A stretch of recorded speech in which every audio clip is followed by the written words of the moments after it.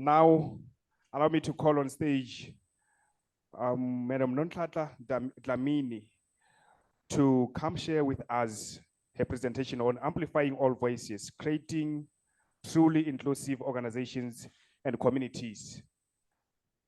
Creating truly inclusive organizations and communities. I think we have been having conversations around this from Integrated Women Framework. They were speaking about inclusivity.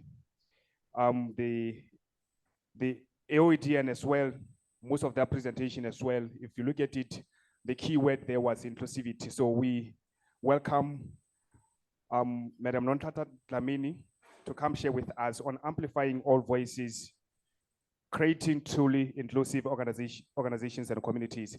May we welcome Madam Nonhlanhla Dlamini on stage. Thank you.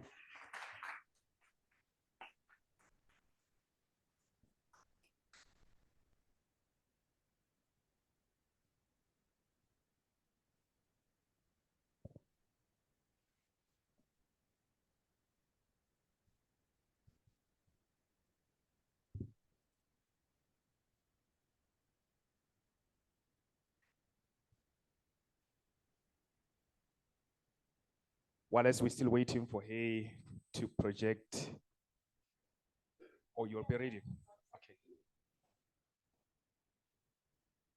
Thank you. I think as I've already been introduced, Nonhlanhla Dlamini from Eswatini, a woman activist and an advocate for women and children's rights. Not apologetic about that. I work for SWAGA. Professionally, I'm a nurse, but I've never worked in a health facility. I think I only worked for 1 month. And then, yes. And then I went to the NGO sector. I started working around sexual and reproductive health while they're still projecting. And then I joined SWAGA. I was one of the very first staff members to join SWAGA as a programs manager.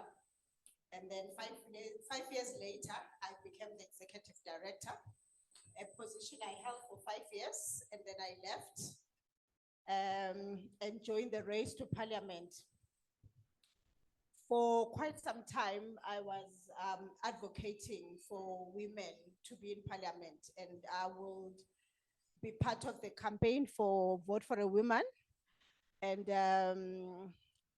I went for a leadership program, and one of the things that I learned in that leadership program was that no matter how good you may be as a coach, you can never score any goal. For you to be able to score a goal, you have to be a player. So that's when I decided, I need to become a player. I need to go to parliament. And then I was there for 5 years. And mind you, it's not easy in Eswatini to become a member of parliament because we don't have a multi-party system. So when you stand for election, you're just on your own. You just need to know that you're on your own. So I managed, I was competing against 7 men. And of course, I was successful. And then after that, I joined an international organization as chief of party. And I never thought I would actually be back at SWAGA. But 2019, fast forward, I found myself at SWAGA. So I've been asked to talk about the topic amplifying all the voices, creating truly inclusive organizations and communities. Before I actually get into the slide, can you please project it in such a way? Slideshow, please. So before I get into that, I know we're all leaders in our own right. What do we think inclusive is all about? Who are we including? And why are we including? Why has this? Because when you include somebody, it means the person was not there. So we need to include that person. What are your thoughts in terms of inclusive? Can we have somebody circulating the mic? There's a hand over there.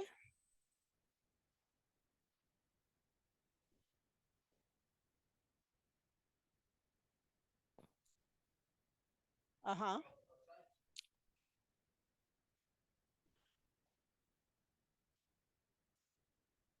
Mm-hmm.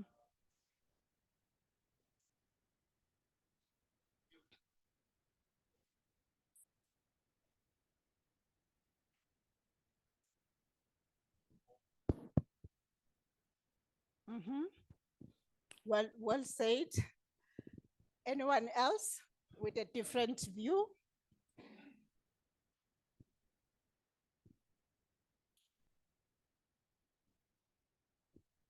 Maybe just to emphasize what he says, we are all equal before the eyes of the Lord. So there's no way we can discriminate each other.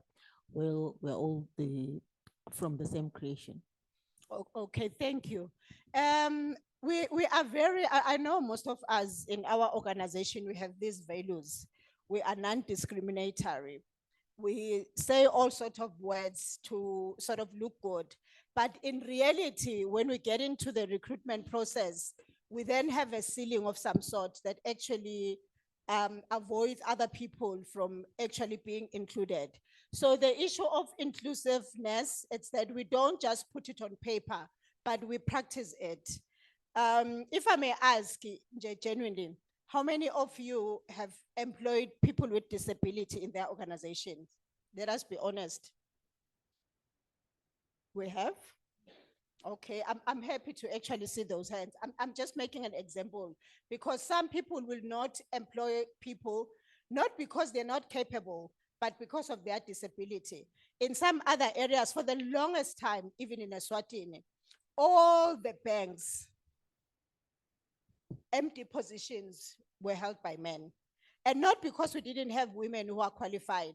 And I'm very proud of the women of Eswatini because now, out of the 5 banks that we have, 3 of them are managed by women. And the difference that they are making, it's amazing. It's something that we've never seen. They've just there to sort of prove a point to say, you know, women are also capable. So can we go to our first slide, please? They said I have 20 minutes, so I have to try. So basically, as it has been said, inclusive organization will consciously ensure equal employment opportunity without discrimination on the basis of either race, color, sex, sexual orientation, gender identity or expression, religion, age, disability, marital status, or pregnancy. When I got my first job, I was already married and then I got pregnant. And my supervisor was so angry with me as to why did you fall pregnant? Why did you plan with us the work plan when you knew you were going to leave? So that was discrimination because I was also planning, I needed to have a baby then, but to him, it was like, no.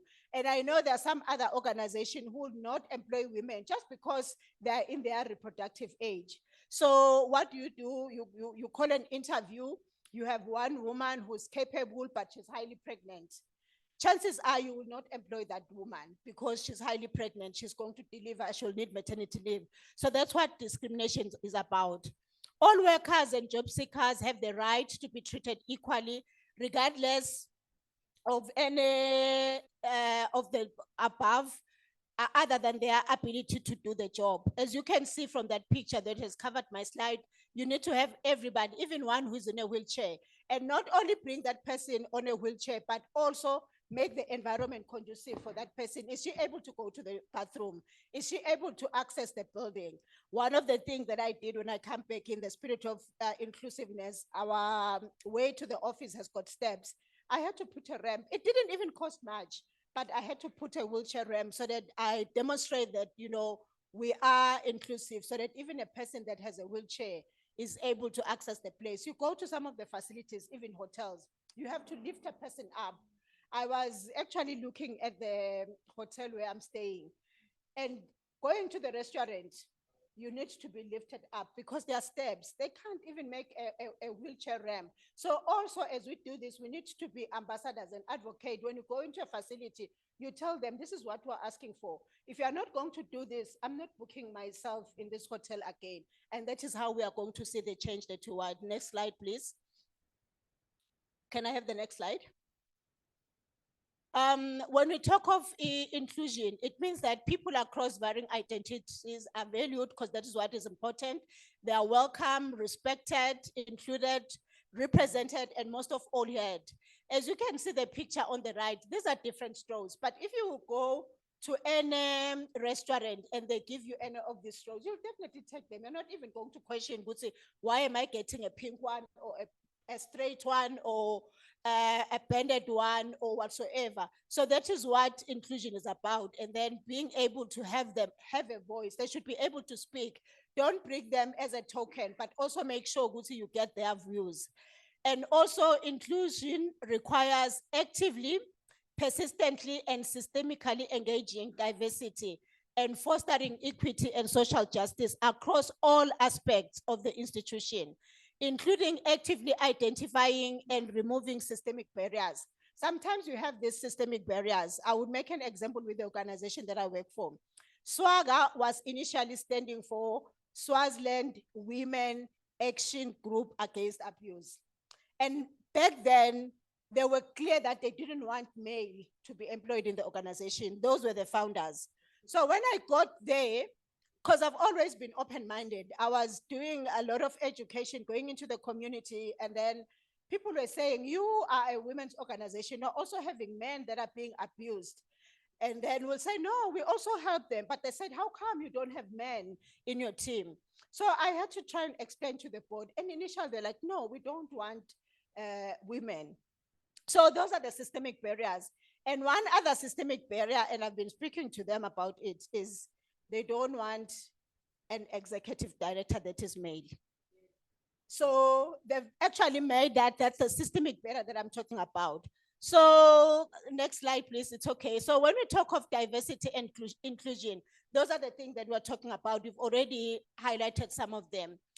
Issues of disability, issues of identity.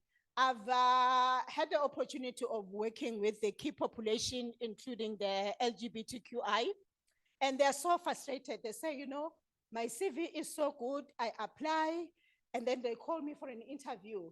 And the moment I come in slaying, you can actually see the facial expression of the panel that, you know, I've lost this job, because people are discriminating because of their identity. So when we talk about diversity and inclusion, we need to also accommodate them. It's their choice. It's not for us to judge them. So it's important that we include everyone. Can I have the next slide, please? This month, October, is actually a global diversity awareness month. I don't know how many people were actually aware of that. And what does that mean? It means we need to celebrate other people from all backgrounds and abilities. We need to actually have those mini culture days within our institution. Let's have everybody come dressed in their attire to sort of embrace that. Also, according to Jesse Jackson, a civil rights activist who was working very closely with Martin Luther, said inclusion is not a matter of political correctness. It is the key to grow. So let's not just do it because we want to be correct, or we want to do it because our donors are expecting us to do that. Let us do it because it is the right thing to do. It will actually make us grow, because with diversity, you get to get different brains and they all contribute. Inclusive leadership is actually emerging as a unique and critical capability, helping organizations adapt to diverse customers, markets, ideas, and talent. If you fail to diversify, your organization will not grow. So if you are inclusive, you actually make everyone to sort of relate to your organization. So in that way, it will actually grow. It is actually the future of work. So it's up to you whether your company will adapt or you will be left behind. As a leader, you have to adapt. But if you don't want to adapt, then you would actually be left behind. So I have this inclusive leader traits, some of the things that will make you realize that indeed you are an inclusive leader. They are not in order of priority. but it's visible commitment. You have to articulate authentic commitment to diversity.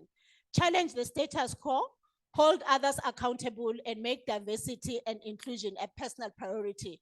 Like I say, go to your hotel, it's not accessible to people with wheelchairs, but you keep quiet. So that is where the problem begins. You don't have commitment. So you should actually be on the lookout. Even at your workplace, if you don't have those facilities, make sure you go back, you actually advocate for that. Secondly, it's humility. They are actually modest about capabilities. They admit mistakes and create space for others to contribute. That's a good leader who is inclusive. If you are not going to admit that you've made a mistake, then you have a problem. So if you've made a mistake, say it out. I realize I made a mistake here. I have been discriminating, but I'm going to change. So that's a good leader. Also, their awareness of their biasness. They show awareness of personal blind spots as well as flaws in the system and work hard to ensure that they make the changes. Curiosity about others. They demonstrate an open mindset and deep curiosity about others, listen without judgment, and seek with empathy to understand those around them. Know the people around you, because some people might have a disability that it's not kind of physical, but you will not know if you're not able to reach out to them. So as a leader, you have to reach out to everyone, starting from the person who cleans outside. I remember when I rejoined the organization, my predecessor, people were not allowed to come to her office, and it was always locked, like literally locked. She would only open when she's there. So when I got there, I really wanted to know what is it that needs to be done, because I've been away for quite some time. So I called everyone to come into my office, one by, not in a bad way, and not just to find out what are you doing, what would you like, if you were the executive director, what would you do different?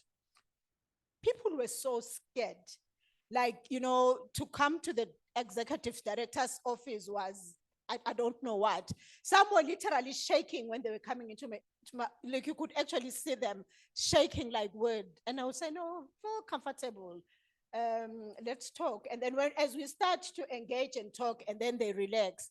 So that is what I'm talking about. When you actually try to reach out to them, find out what is it that they can contribute in the organization, because everyone can actually contribute.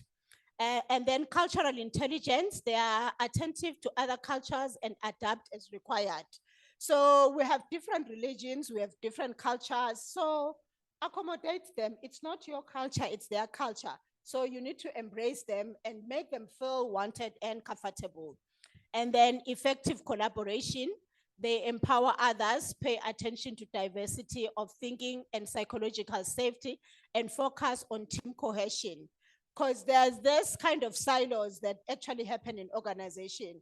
As a leader, you need to be the gel and bring them together so that they're team, particularly those working in organizations where there are different donors. So you actually have people being called by the donor names instead of being called by the employees. Make it clear that as you are here, you will do as it is done in Rome. You will take your chair and table and go to the donor and sit there. If you are here, you have to abide by SWAGA's policies and everything that relates to SWAGA. So they need to know that we need to work as a team. When I got back, you know, it was so painful, because you can actually see that within the organization, you have people that have donors, and you have employees that are OVC within the same organization in terms of furniture, the place where they are working, the salary, everything. I said, we can't operate like this. You find that somebody who's performing even better, but is less paid because he doesn't have a donor. So I told them, everyone would have to go through the salary review process. We evaluate your job description and everything.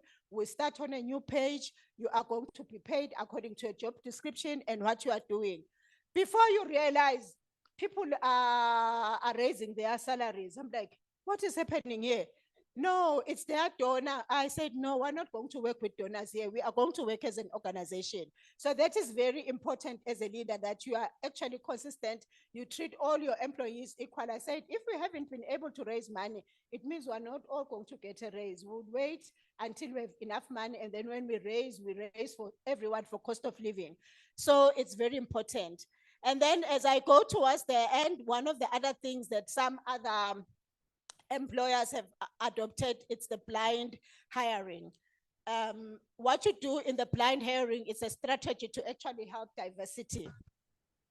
A typical blind hiring process involves stripping information from job application materials before review that could signal applicants' membership in specific groups or give a cue for discrimination. So what you do before the interview panel get the application, someone else will actually screen them, so that as you go through the recruitment process, anything that would actually make you to be biased would not be in the CV.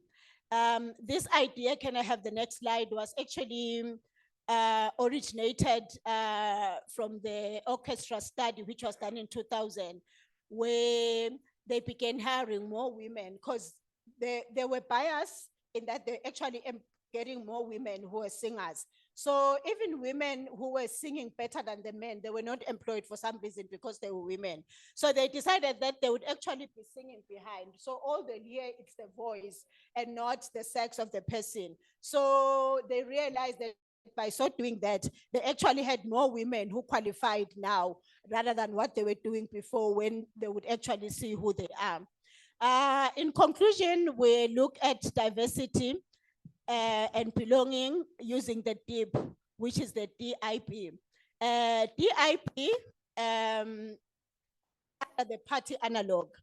What the party analog says is that for diversity, it's not different from inviting different people to a party. So that's diversity. You invite different people to a party, whether male, female, white, colored, black, whatever. So that's diversity. And then inclusion is being asked to dance at the party. Now you are being included. You are already at the party. So if they include you, they are actually saying you can come dance, come to the dance floor. So that's basically what it means. And then finally, belonging means dancing like no one is watching. Now you actually feel like you are belonging. I wasn't there on the first day, but I heard people were belonging.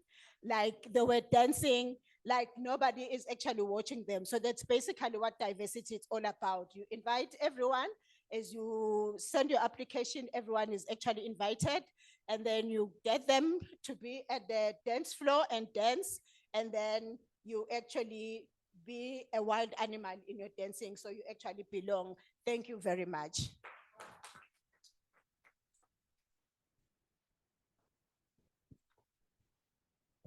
Yes, Oh, thank you so much, Nonhlanhla Dlamini, for your presentation.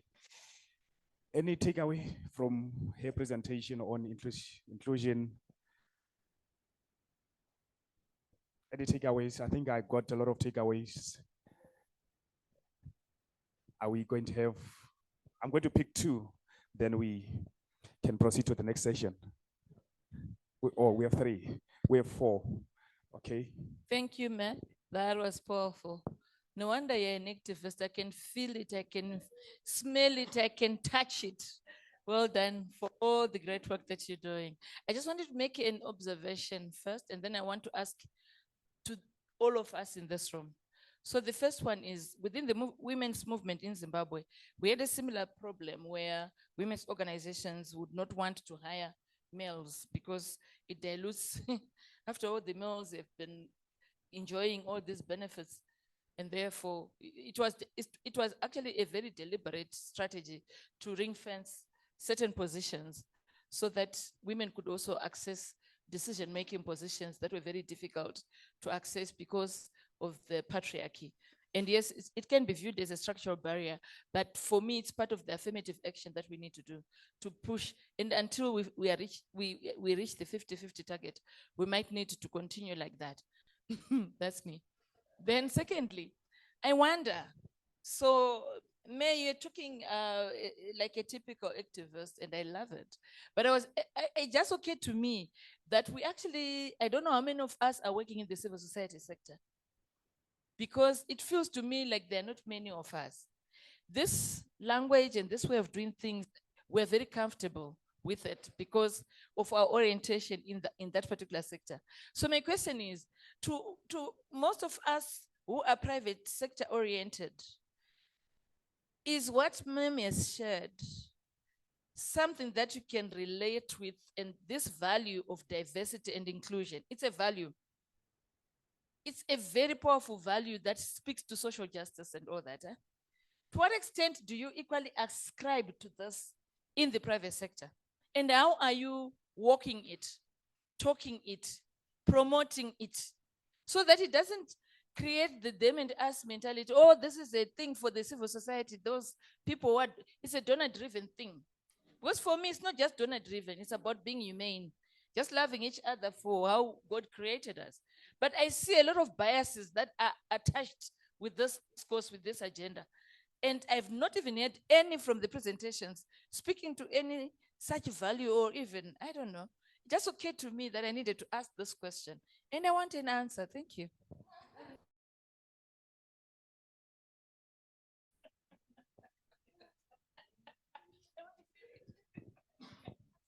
I want to answer you from a very practical point of view and say you are very right, my sister.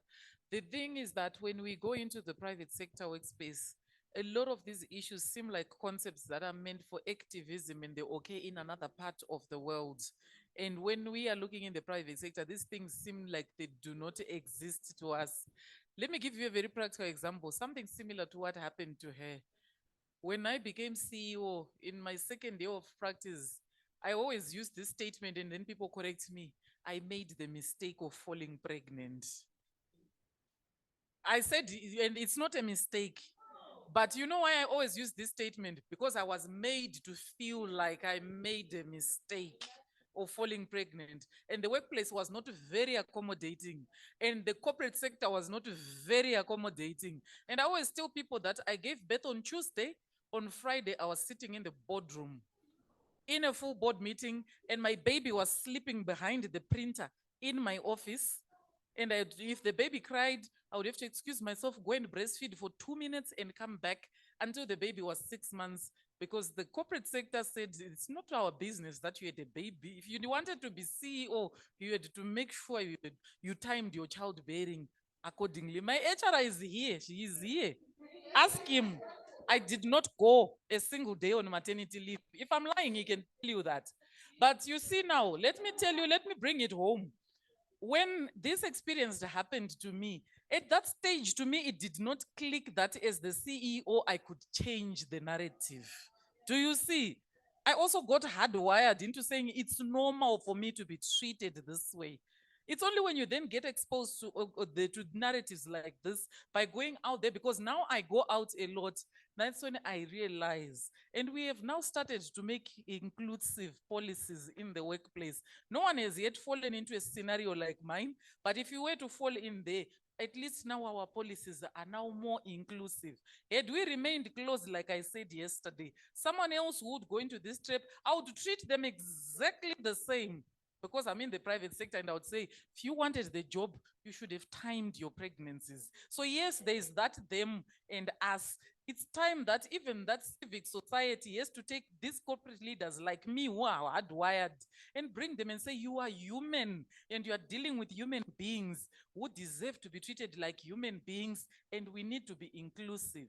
That being said, I'm also realizing one thing. My own workplace, as much as it is wheelchair friendly and so forth, my own facilities like my bathrooms have not yet done enough. Mr. Mkwada, we have work to do.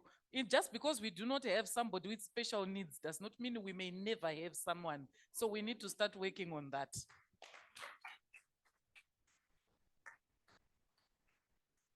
May I ask Dr. Christine to comment on the presentation? She's online.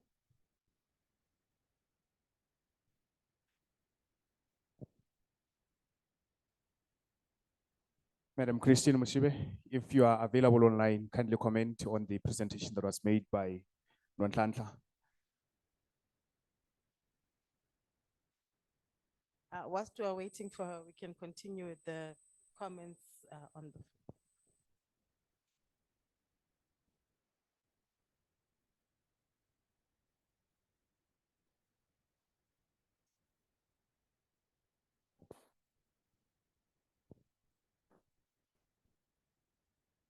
Okay.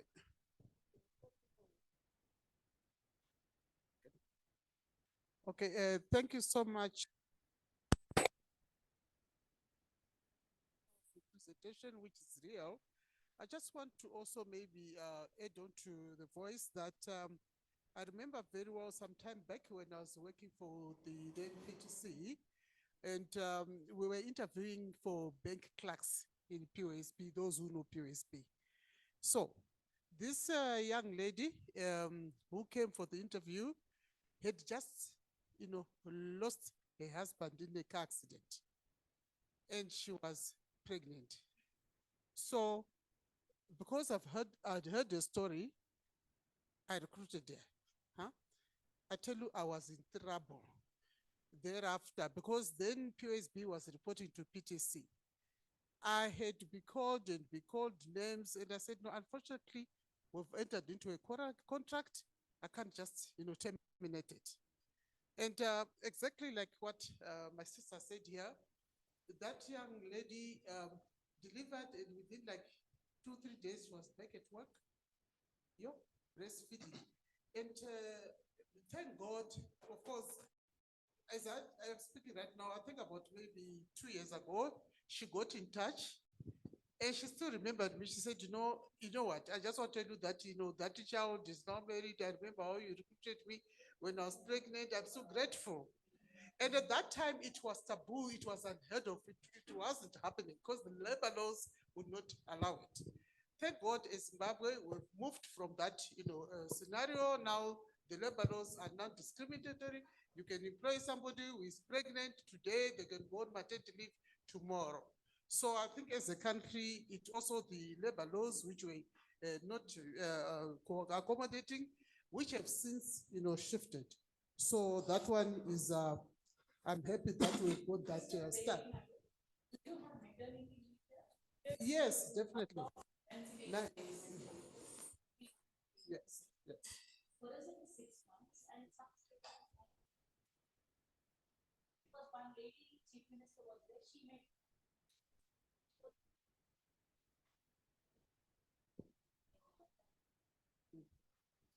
So, sorry, whilst I still have the mic, I know I could be.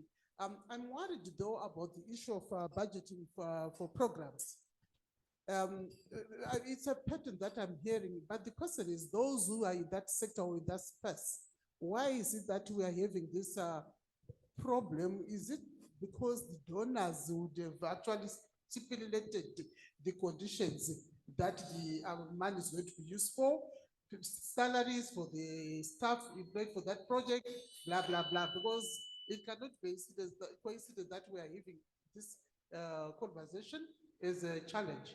I'm just wondering why it is in that manner, and why we could feel that it's not correct when probably their conditions are attached to a certain donation.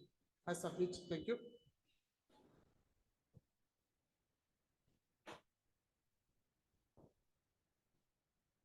Okay, thank you so much, colleagues. I think some of them were comments, so I don't need to respond to them, but they're basically a demonstration that we are all the same and we're experiencing the same problems. And I'm hoping that as we go back to our respective places, we shall make sure that we are non-discriminatory and we are inclusive, because it's so painful if you have to experience it.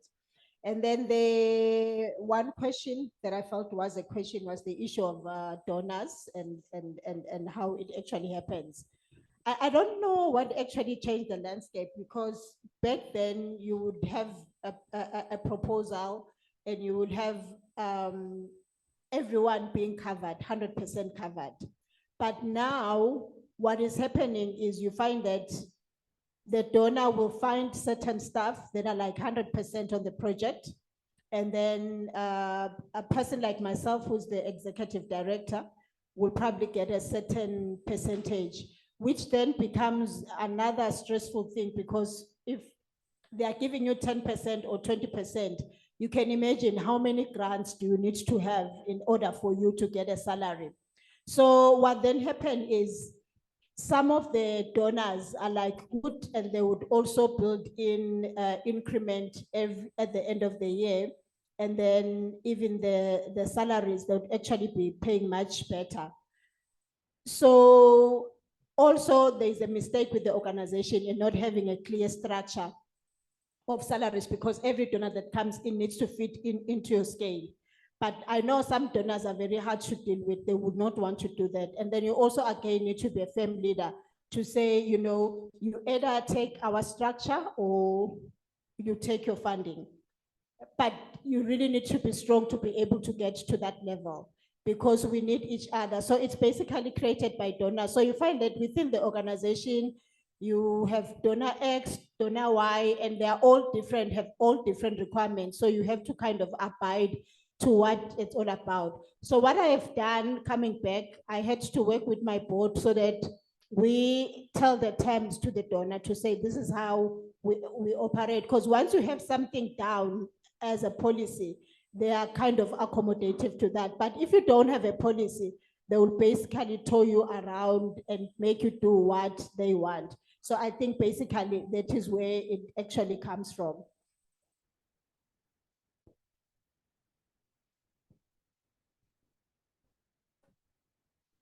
Thank you for the question. I will start with the last response. So that is typical of projectizers. So projectizers means that each donor will tell you how much they are willing to pay towards overheads, including salaries. And then you end up with these discrepancies that different program officers have got different conditions of service according to the donor dictate. And then remember that some of these civil society organizations were actually birthed by activists. So an activist at times doesn't even know the best organizational form that they need to work with in order for them to assert their agenda according to the vision and the mission.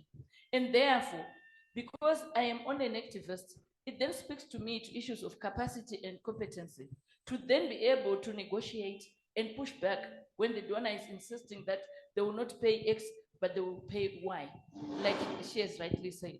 So it's an area, I think, of capacity development. And for me, it's a low-hanging fruit for us as OD professionals, because we really need to help them to develop and strengthen their organizational form, make it fit for purpose so that they're able to live to what they aspire to do. And this links directly for me to the private sector, where I feel the private sector is also letting us down. Because if the private sector is also trying to live the value of diversity and inclusion, for me, it's very critical for any organization that is wanting to adopt a values-based organizational culture. Because that's really what it is, isn't it? How can you uphold the value of integrity, professionalism, but not inclusion? And yet you are saying you are living up to existing rules and regulations or other national policies.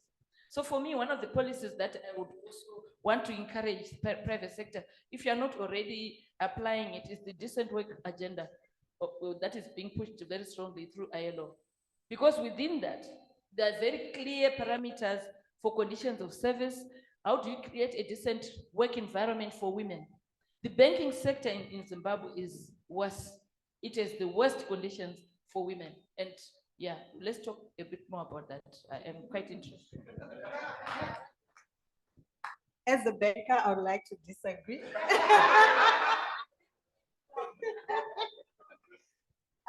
Where I come from, we now have an agenda to make sure that we've got at least 50% of women in executive positions. So we have adopted that and we're working towards that. So, thank you. I like the fact that you're working towards, because having women does not necessarily translate to what you're talking No, about. we do have women and we are continuously developing women to assume executive positions. Dr. Christine is not online, but we would have loved to hear your comments. Just one last comment before we proceed. My comment is, before the party ends. There are some voices we haven't even heard ever since we started the conference yesterday. So if people need to dance, they have a few more hours. If they can also be included, there are some voices we haven't heard that are sitting in here. Thank you. Thank you very much for that.